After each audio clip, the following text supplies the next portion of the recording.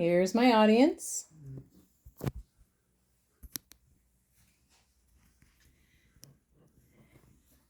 Welcome and thank you for being here this evening. Do you have something that you are completely passionate about? How often do you take the time to pursue and spend time doing the thing that makes you feel most alive? Andrew Wyeth is an American artist who was fortunate to be able to spend 70 years, over 7 decades, pursuing his passion of artwork, drawing, and painting.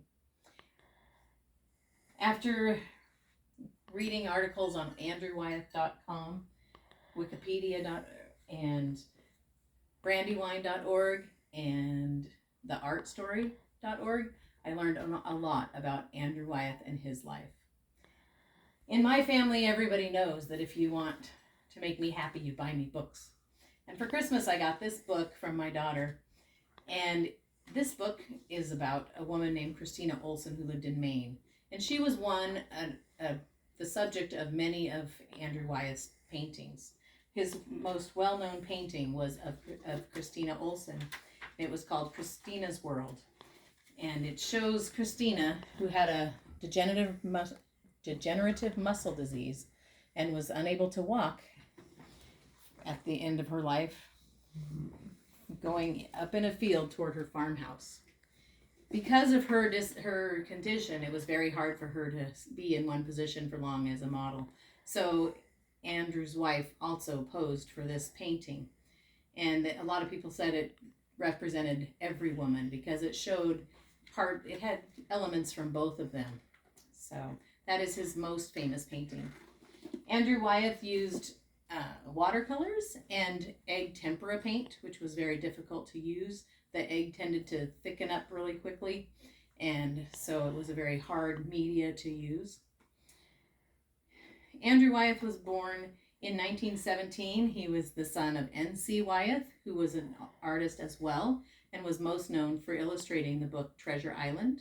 He also did other illustrations in his day. When Andy was a young child, he had tuberculosis, most likely, and was unable to attend school with his peers. So he was tutored by some relatives and other tutors, and when he was a young teenager, his father gave him art lessons, and he was the only art teacher that Andy ever had was his father. His father would spend hours just having him practice painting and really grasping the things, the objects that he was painting.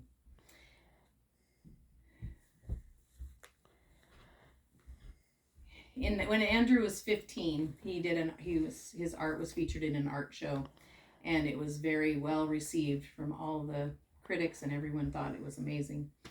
So, and when he was 20, he was in an art show that featured just his work. He was in a one-man art show, his artwork, and within 2 days, all of the artwork that they featured had sold, which was pretty incredible.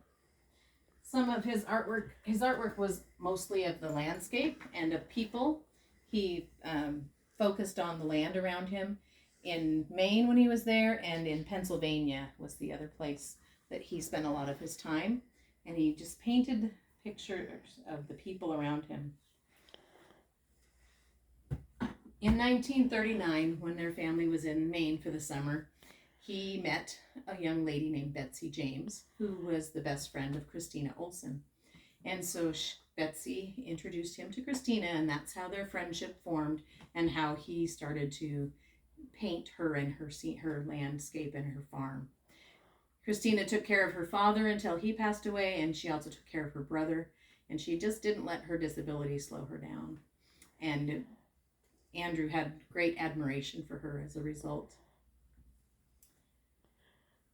Betsy and Andrew got married a year after they met, and they had two boys named Nicholas, who was born in 1943, and James, who they called Jamie, who was born in 1946. Jamie eventually became an artist as well, and Andy was his art teacher and continued on that tradition for their family.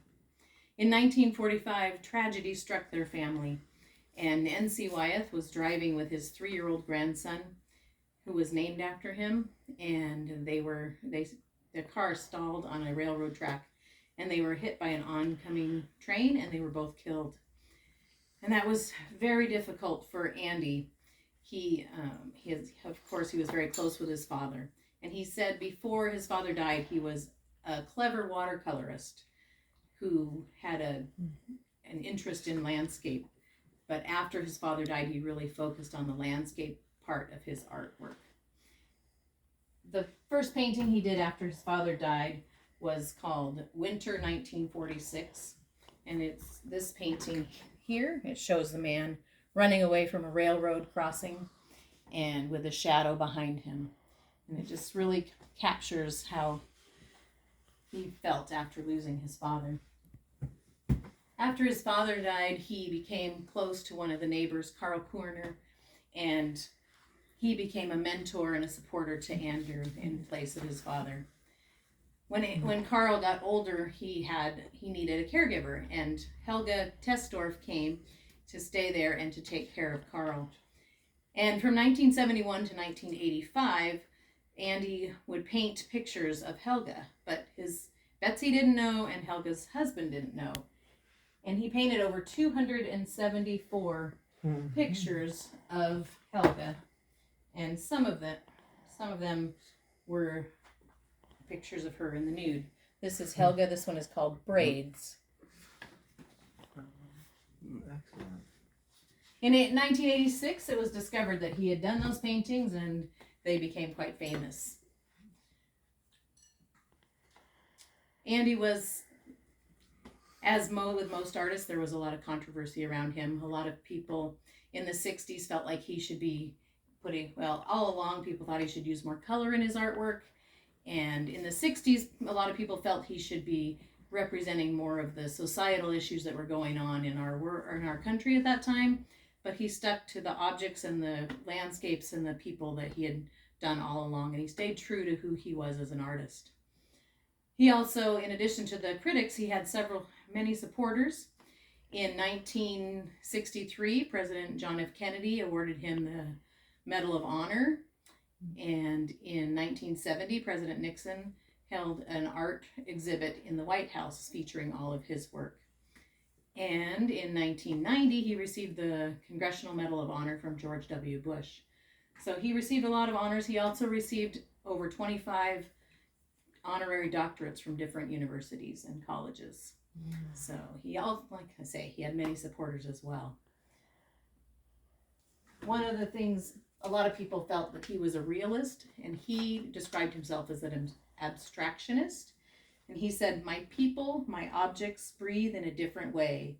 There's another core, an excitement that's definitely abstract." And so as I read that quote, and I was reading about the person who felt he should be more abstract or was abstract, I looked up some of the other painters in the abstract art, and it was just lines of color or swirls of color with nothing recognizable in it. And so for me, I see Andy Wyeth as a realist. So Andy lived until 2009, and he painted up till just a few months before he passed away. His last painting was called Goodbye, My Love, and it was a picture of a sloop sailing on the ocean by the Allen Island in Maine, and it showed this ship sailing right out of the picture of the frame, or the frame of the picture. I wasn't able to find a picture of that because they didn't release it to the public very much. They just did it once for a portfolio shortly after he died, but I was not able to find a picture of that one. Another piece that spoke to me was of a crow that had died, and he painted it as if the person looking at it was at the same level, not looking at it from above. And it's definitely the focal piece of this picture. And there's a lot of detail in the background that I don't think I would have noticed had I not been reading and learning about the picture itself. But that one is just, he did a lot of paintings about death during World War II times, and it just was his way of dealing with all of the death and loss around the war. I hope you've enjoyed my learning more about Andrew Wyeth, and I hope you find ways to pursue your passion and live life to the fullest. Thank you.